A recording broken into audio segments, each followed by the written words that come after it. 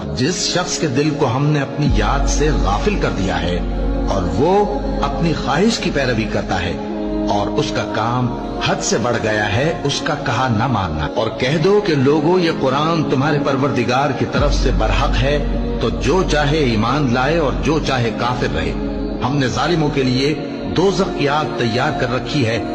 اللہ لوگوں کے مرنے کے وقت ان کی روحیں قبض کر لیتا ہے، اور جو مرے نہیں ان کی روحیں سوتے میں قبض کر لیتا ہے، پھر جن پر موت کا حکم کر چکتا ہے ان کو روک رکھتا ہے، اور باقی روحوں کو ایک وقت مقرر تک کے لیے چھوڑ دیتا ہے۔ جو لوگ غور و فکر کرتے ہیں ان کے لیے اس میں نشانیاں ہیں۔ بھلا جب ہم مر گئے اور مٹی اور ہڈیاں ہو گئے تو کیا پھر اٹھائے جائیں گے؟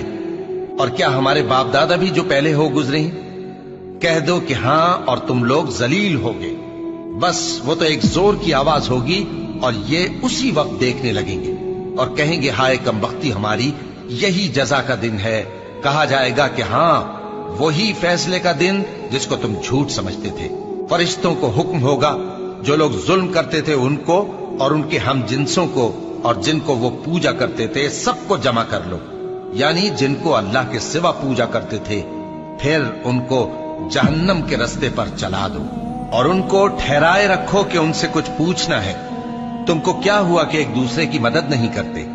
اصل بات یہ ہے کہ آج یہ لوگ اپنی غلطی تسلیم کر رہے ہیں اور وہ ایک دوسرے کی طرف رخ کر کے سوال و جواب کریں گے۔ پیروکار اپنے پیشواؤں سے کہیں گے کہ تم ہی ہمارے پاس دائیں طرف سے آتے تھے۔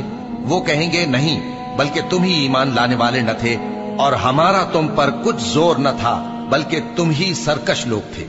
سو ہمارے بارے میں ہمارے پروردگار کی بات پوری ہو گئی کہ اب ہم عذاب کے مزے چکھیں گے۔ سو ہم نے تم کو بھی گمراہ کیا کہ ہم خود بھی تو گمراہ تھے، پس وہ اس روز عذاب میں ایک دوسرے کے شریک ہوں گے۔